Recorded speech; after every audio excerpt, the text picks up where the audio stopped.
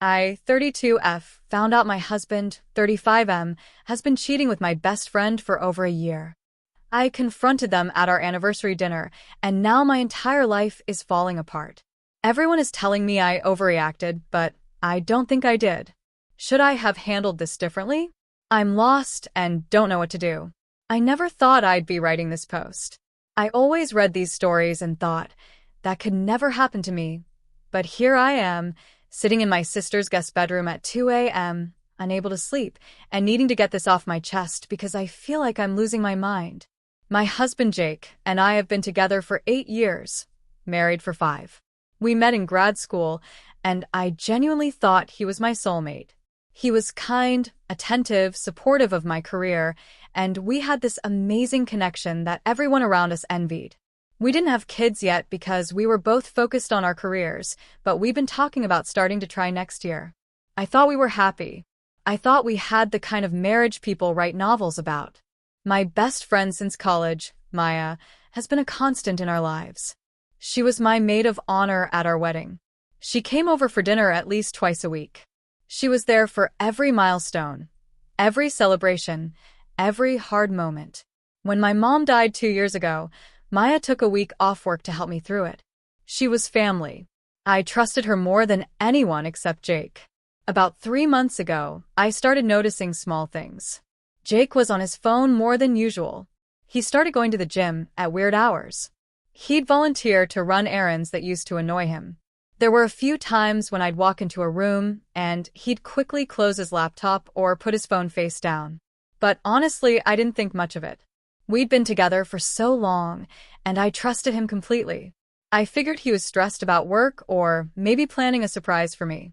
Then there was this one night about 6 weeks ago. Jake said he had to work late on a project. I decided to surprise him with dinner at his office. When I got there, his colleague told me Jake had left hours ago.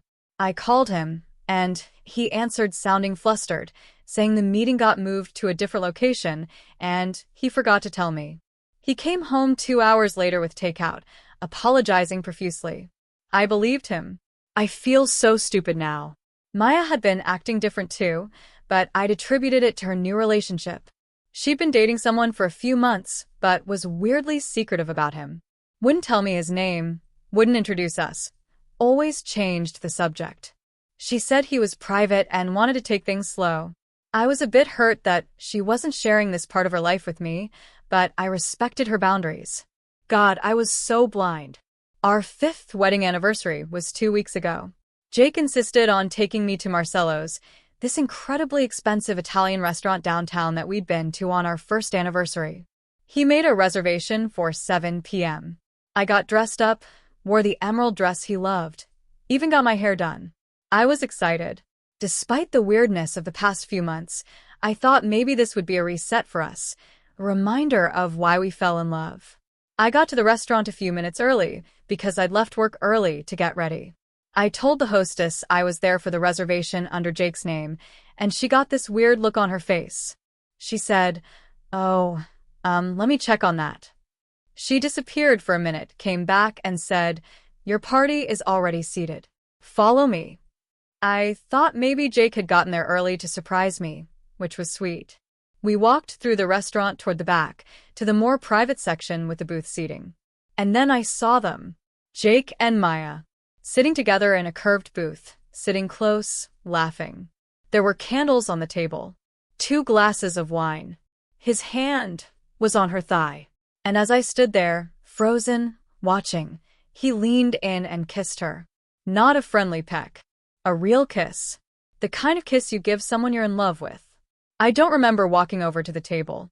I don't remember what I said first. But I remember Maya's face when she looked up and saw me. She went completely white. Jake turned, and the blood drained from his face too. He said my name. Sarah. Just that. Like he couldn't believe I was real. I heard myself saying, "Today is our anniversary." My voice sounded strange, distant. "You made a reservation for our anniversary. To take her here. On our anniversary." People were staring. The whole restaurant had gone quiet. Maya started crying immediately, saying, "Sarah, I'm so sorry, over and over." Jake stood up, tried to reach for me, and I stepped back. I told him not to touch me.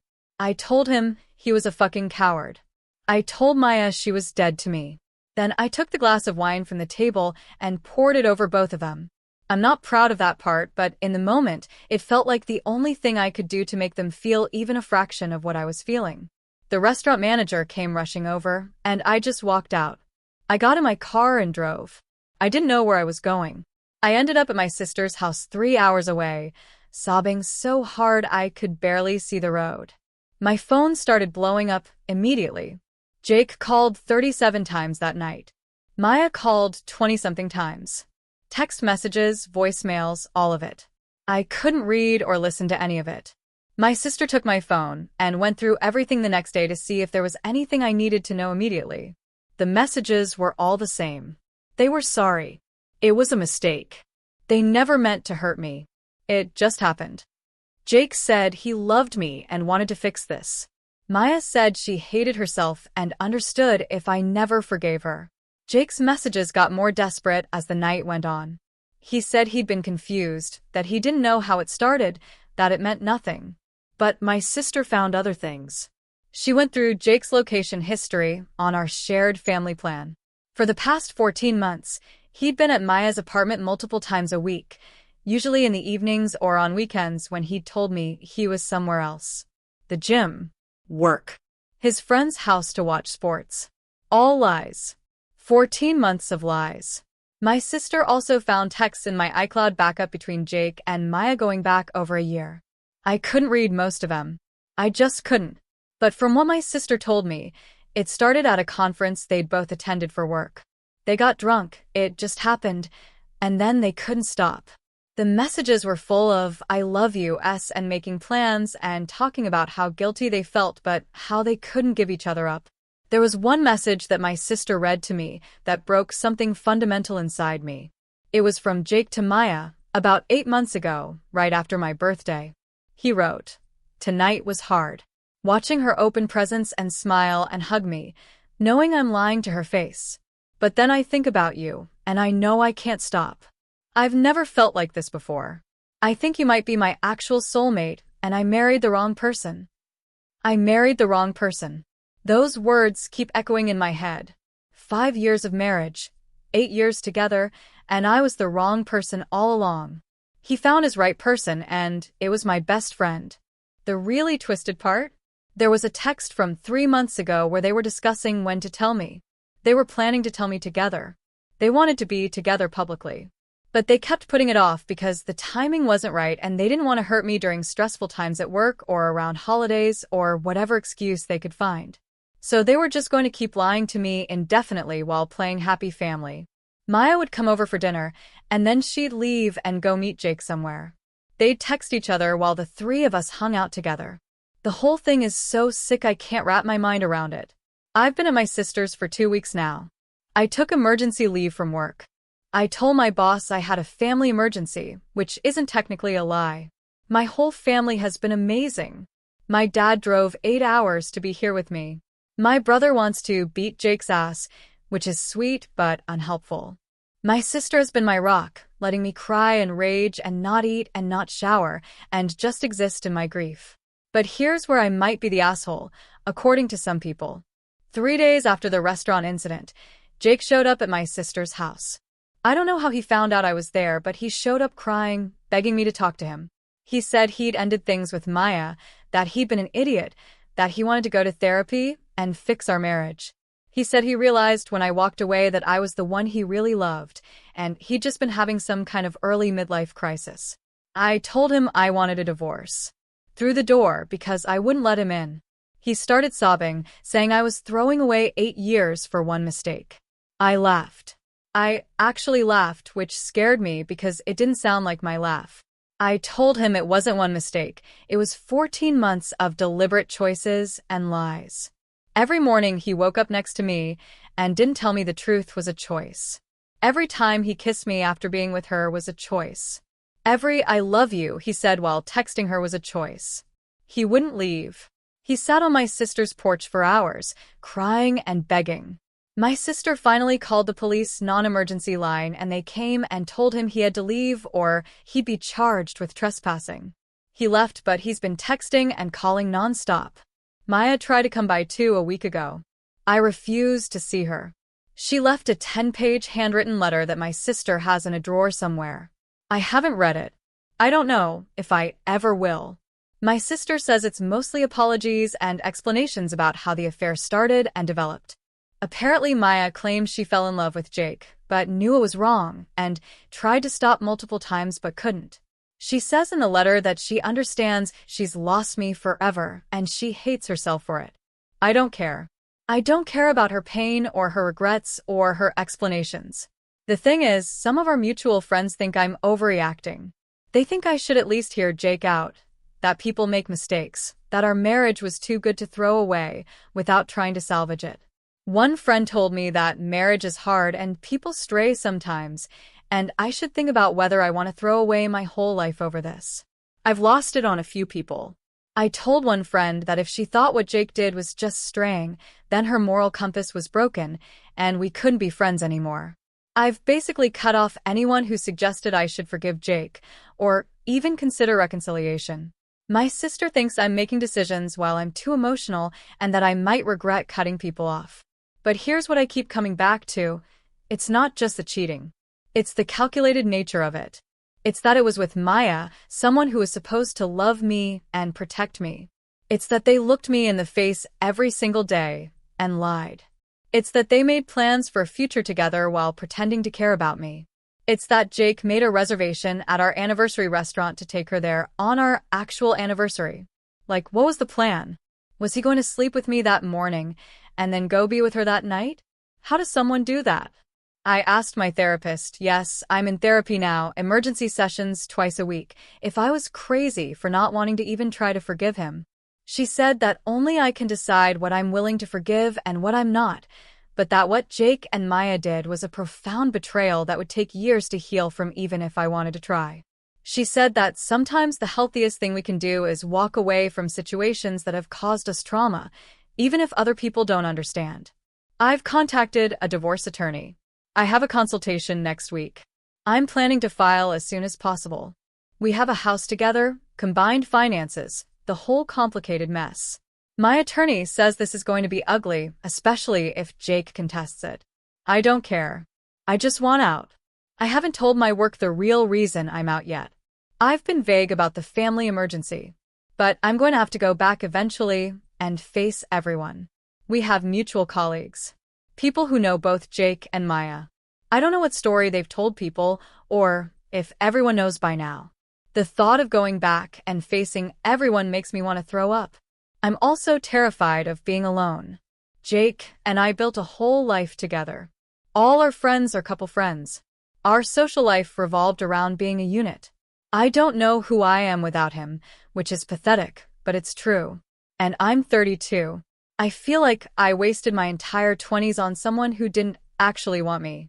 I feel like I have to start my entire life over from scratch, and the thought is overwhelming.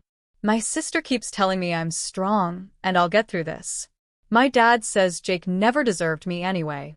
My brother has offered multiple times to go vandalize Jake's car, which is sweet in a caveman kind of way. But none of it makes me feel better. I just feel hollow. I'll be fine for a few hours, and then something will remind me of them, and I'll completely break down. Like yesterday, I was making coffee, and I remembered that Maya takes her coffee the same way I do, with oat milk and 2 sugars. And I started wondering if Jake made her coffee in the mornings after I left for work. If he used the coffee maker I bought him for his birthday. If they sat at our kitchen table together. If they slept in our bed.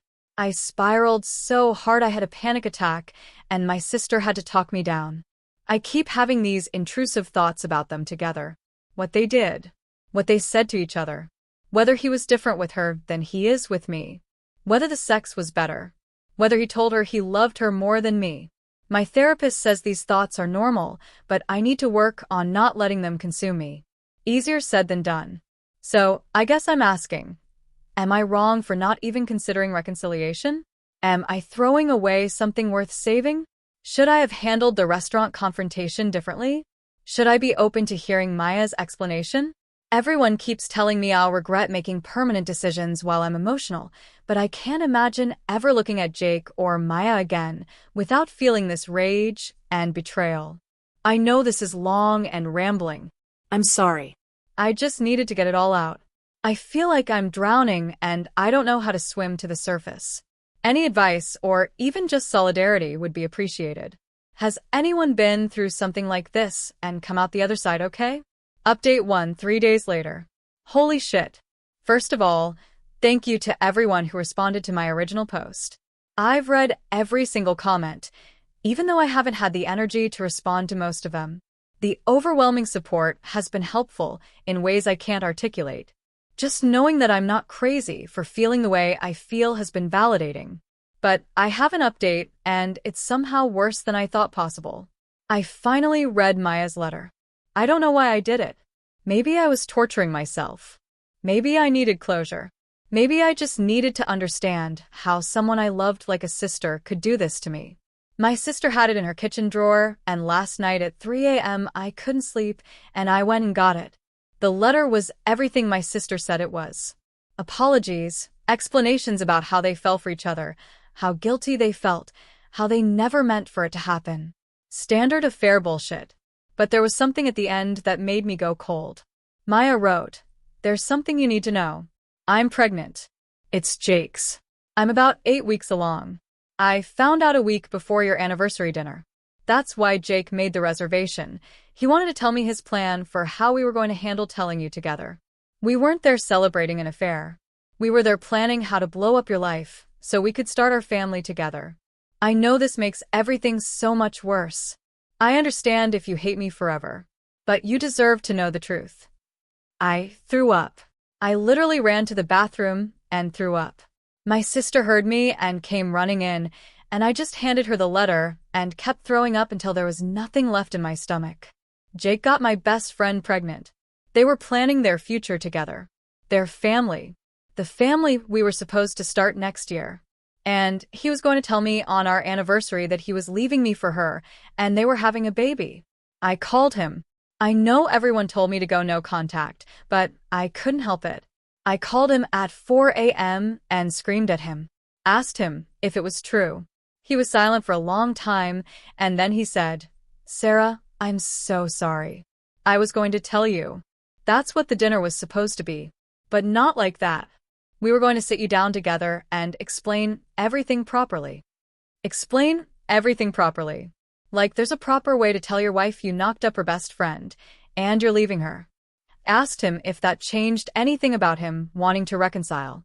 He got quiet again and then said, "Maya, and I decided not to continue the pregnancy. After you found out, after everything exploded, we realized what we'd done, and we ended it. She's not pregnant anymore. It's over between us." They terminated the pregnancy after I found out. Not because they realized what they were doing was wrong. Not because they felt guilty, but because they got caught, and it became inconvenient. I asked him if he would have gone through with it if I hadn't found out. If they would have had the baby and played house together while I was none the wiser until they decided to tell me. He couldn't answer. He just kept saying he was sorry and he'd made terrible choices, and he wanted to fix things with me. I told him there was nothing to fix. That we were done. That I was going to take him for everything in the divorce. Then I hung up and blocked his number. I blocked Maya's number too. I blocked both of them on every platform. I'm done. I don't want to hear from either of them ever again. My consultation with the divorce attorney is tomorrow. My sister is coming with me. I've started documenting everything, all the evidence of the affair, the timeline, the messages. My attorney says that in our state, adultery doesn't impact the divorce settlement much, but I don't care. I want it all on the record. I want everyone to know what he did. I also decided I'm going to tell our mutual friends the truth. No more being vague. No more protecting Jake and Maya's reputations.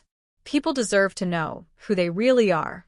My sister thinks this might be a mistake, that it's stooping to their level, but I don't agree. I'm not lying or spreading rumors. I'm just telling the truth about what happened. Several people commented on my original post asking if Jake and Maya are facing any consequences. Maya got fired from her job. Not because of the affair, but because she'd been using company time and resources to communicate with Jake and had lied about several work trips that she'd actually taken to be with him. Someone at her company found out about the affair and reported her to HR, and when they investigated, they found all kinds of policy violations. So at least there's that. Jake's job doesn't care about his personal life as long as it doesn't affect his work, so he's fine on that front. But I did contact his parents and told them everything.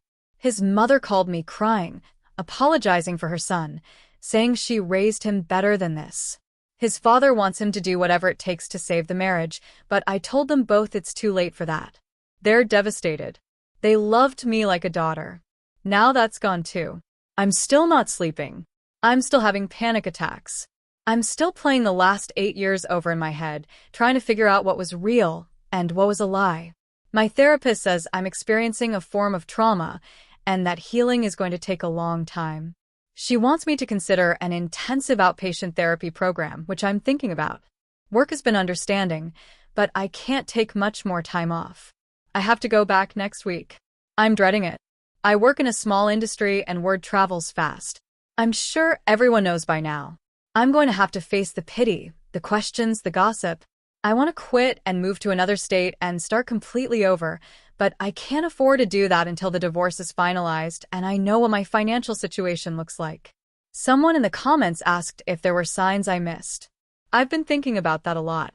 Looking back, there were probably hundreds of signs. Times when Jake was emotionally distant. Times when Maya canceled plans last minute.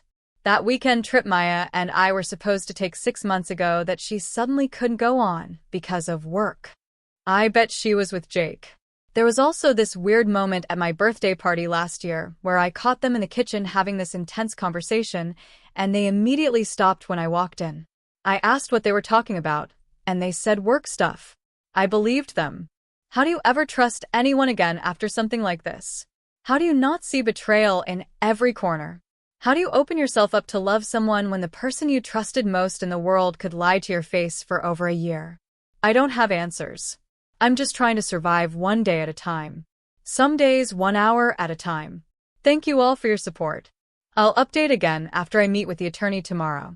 Update 2 1 week later. The attorney meeting happened. I'm filing for divorce. It's real now. Seeing all the paperwork, signing things, talking about asset division, it made everything concrete in a way it wasn't before.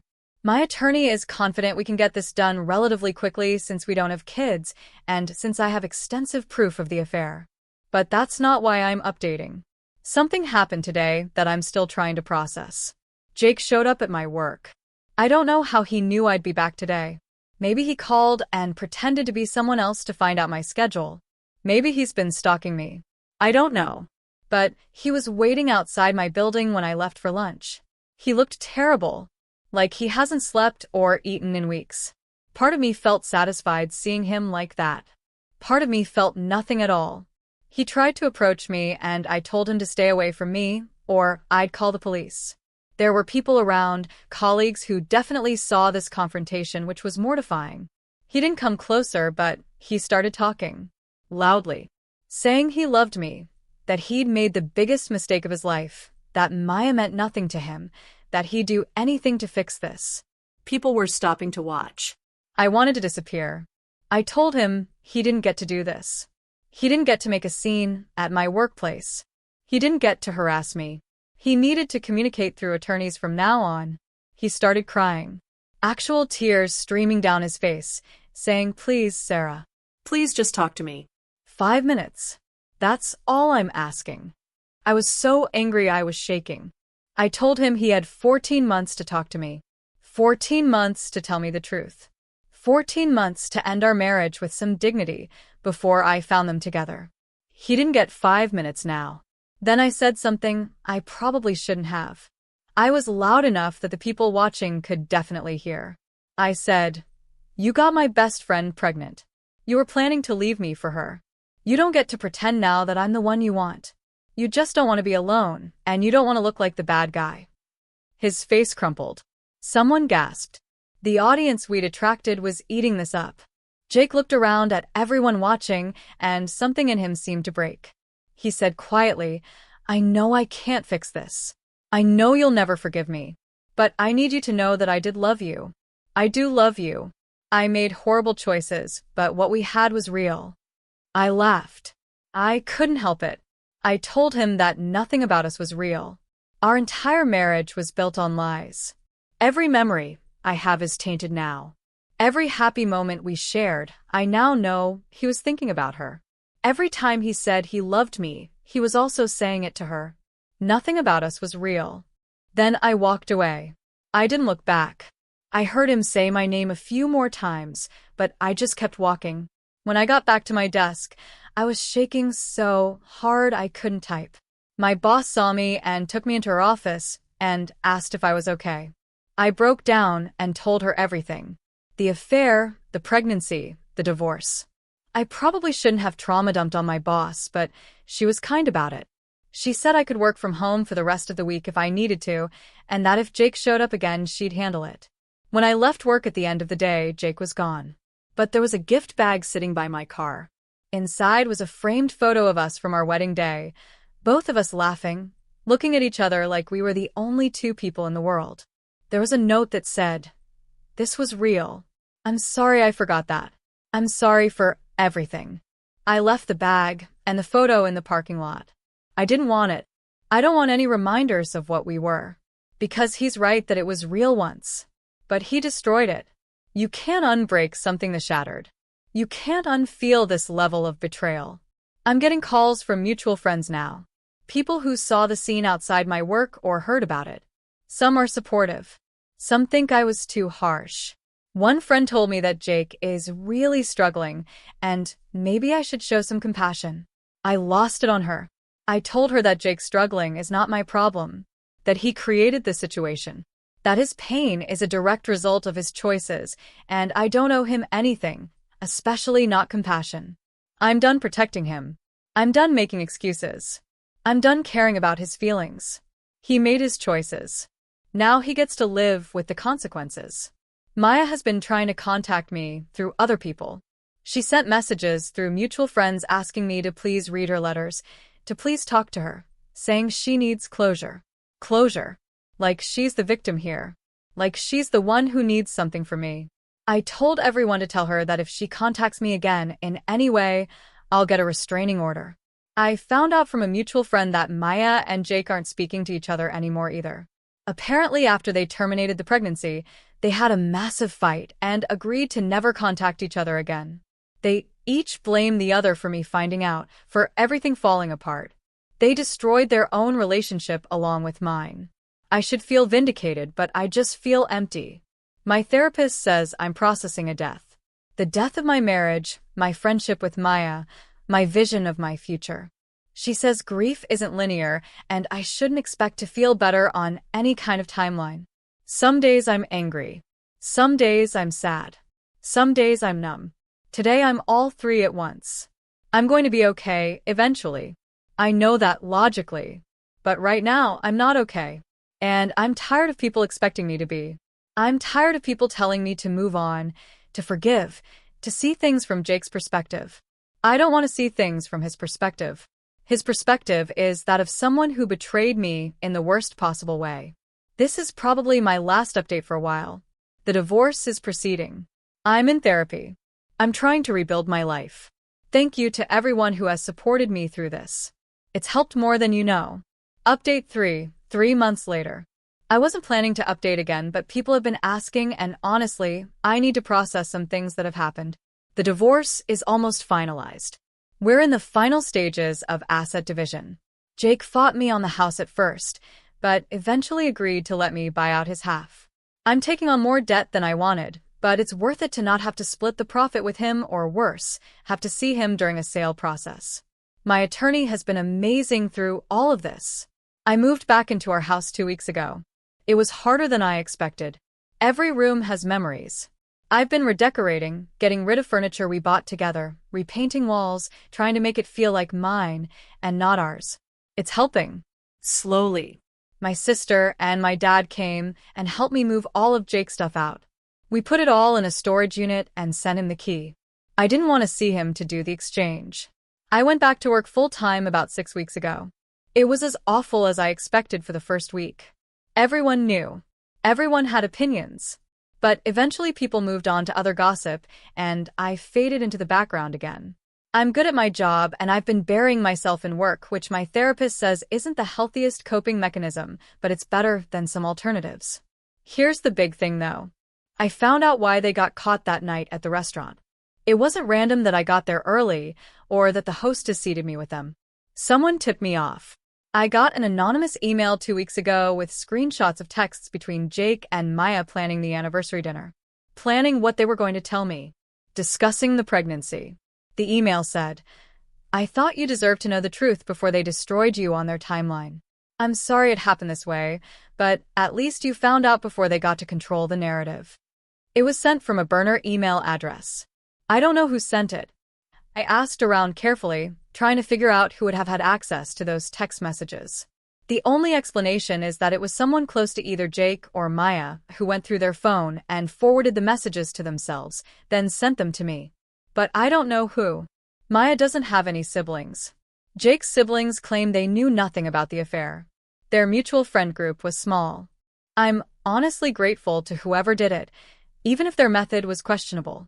If they just told me directly, I might not have believed them without proof. But walking in and seeing it myself, there was no room for Jake to lie or gaslight me or try to downplay what was happening. I also found out through the grapevine that Maya moved away. She left the city entirely, moved back to her hometown about 6 hours away. She's living with her parents and trying to start over. Part of me feels vindicated. Part of me just feels sad. We were friends for over a decade. We were supposed to be in each other's lives forever. Now she's gone, and it's like she never existed. Jake has been trying to date. I know because we have mutual friends who can't help themselves from telling me things they think I want to know. Apparently, he went on a few dating apps and has been going out with people. Every time someone tells me this, they watch my face carefully to see how I'll react. I don't react. I don't care who Jake dates. He could get married tomorrow, and it wouldn't matter to me. That's the weirdest part of all of this. The indifference. For weeks I was consumed by rage and hurt and betrayal. But now when I think about Jake, I mostly just feel nothing. He's like a stranger. Someone I used to know. The man I married doesn't exist anymore if he ever did. The person who did this to me is someone I don't recognize. I've been on a few dates myself. Nothing serious, just testing the waters. It's been interesting. I'm upfront about the divorce, about being fresh out of a marriage that ended badly. Some guys run for the hills when they hear that. Others are understanding. I'm not looking for anything serious. I'm just trying to remember how to be a person on my own. My therapist says I'm making good progress. I still have bad days. Days where I can't get out of bed, where everything feels pointless, where I start spiraling about the affair. But they're less frequent now. And I have good days too. Days where I laugh with my sister or enjoy a meal or lose myself in a book or feel genuinely happy about something. I'm learning to be alone. That's been the hardest part. I was with Jake for almost my entire adult life. I didn't know how to be just me, but I'm figuring it out. I'm taking a pottery class. I joined a book club. I'm trying new restaurants by myself. I'm building a life that's mine and mine alone. Someone asked in my original post if I thought I'd ever be able to trust again. I don't know. I want to say yes, that someday I'll meet someone and be able to open up and be vulnerable and trust them completely. But right now that feels impossible. How do you trust anyone when the two people you trusted most in the world betrayed you so completely? But I'm trying. I'm trying to believe that not everyone is like Jake and Maya. That there are good people out there who won't lie to my face for over a year. That there are friendships that won't end in betrayal. That there's a version of love that doesn't come with this much pain. I'm also trying to forgive myself. I spent weeks blaming myself, wondering what I did wrong, what I could have done differently. But I didn't do anything wrong. I loved fully and trusted completely, and there's no shame in that. Jake and Maya are the ones who should be ashamed. Their choices aren't a reflection of my worth. Some people have asked if I regret pouring the wine on them at the restaurant. Honestly, No. in that moment, it was what I needed to do. It was the only power I had in a situation where I had no control. Could I have handled it more maturely? Sure. But I'm not perfect, and I was in shock, and I did what I did. I don't regret it.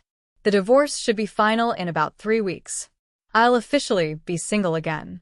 I should probably feel something about that, sad or relieved or scared, but I just feel ready. Ready to close this chapter. Ready to move forward. Ready to see what my life looks like on the other side of this.